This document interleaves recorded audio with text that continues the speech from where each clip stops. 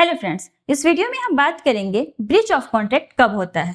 सबसे पहले हम बात करते हैं कि ब्रीच ऑफ कॉन्ट्रैक्ट क्या है। किसी भी कॉन्ट्रैक्ट में किसी भी एक पार्टी के द्वारा स्पेसिफिक क्लॉज फॉलो नहीं करना या बहुत सारे क्लॉजेस का एक साथ फॉलो नहीं करना ब्रीच ऑफ कॉन्ट्रैक्ट कहलाता है। ये तीन तरह से हो सकते हैं।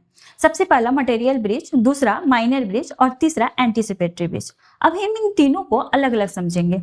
सबसे पहले हम समझते हैं मटेरियल ब्रीच क्या होता है।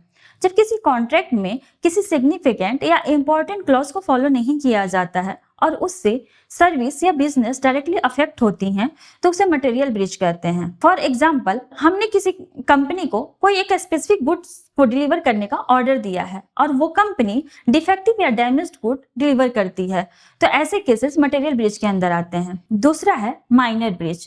जब किसी कॉन्ट्रैक्ट में किसी छोटे या माइनर पार्ट को फॉलो नहीं किया जाता है लेकिन उससे बिजनेस या सर्विस डायरेक्टली अफेक्ट नहीं होती हैं तो उसे माइनर ब्रीच कहते हैं। अगर हम पहले वाला ही एग्जांपल लें तो हमने किसी कंपनी को कोई एक गुड्स डिलीवर करने का स्पेसिफिक टाइम पीरियड दिया है और उस टाइम पीरियड में गुड्स डिलीवर ना होकर 2 या 3 दिन लेट डिलीवरी होती है, तो ऐसे केसेस माइनर ब्रीच के अंदर आते हैं। तीसरा है एंटीसिपेटरी ब्रीच। जब किसी कॉन्ट्रैक्ट में सामने वाली पार्टी पहले ही आपको बता देती है कि वो किसी स्पेसिफिक क्लॉज को फॉलो नहीं कर पाएगी तो उसे एंटीसिपेटरी ब्रीच कहते हैं। फॉर एग्जाम्पल, आपने किसी कॉन्ट्रैक्टर को एक बिल्डिंग बनाने का कॉन्ट्रैक्ट दिया है। कॉन्ट्रैक्ट के अकॉर्डिंग बिल्डिंग का काम 6 मंथ्स में खत्म होना है, लेकिन 2 महीने पहले कॉन्ट्रैक्टर आपको बताता है कि मटेरियल शॉर्टेज की वजह से वो बिल्डिंग बनाने का काम 6 मंथ्स में खत्म नहीं कर पाएगा, तो ऐसे केसेस एंटीसिपेटरी ब्रीच के अंदर आते हैं। तीनों ही केसेस में आप डैमेजेस या कॉम्पेंसेशन क्लेम कर सकते हैं,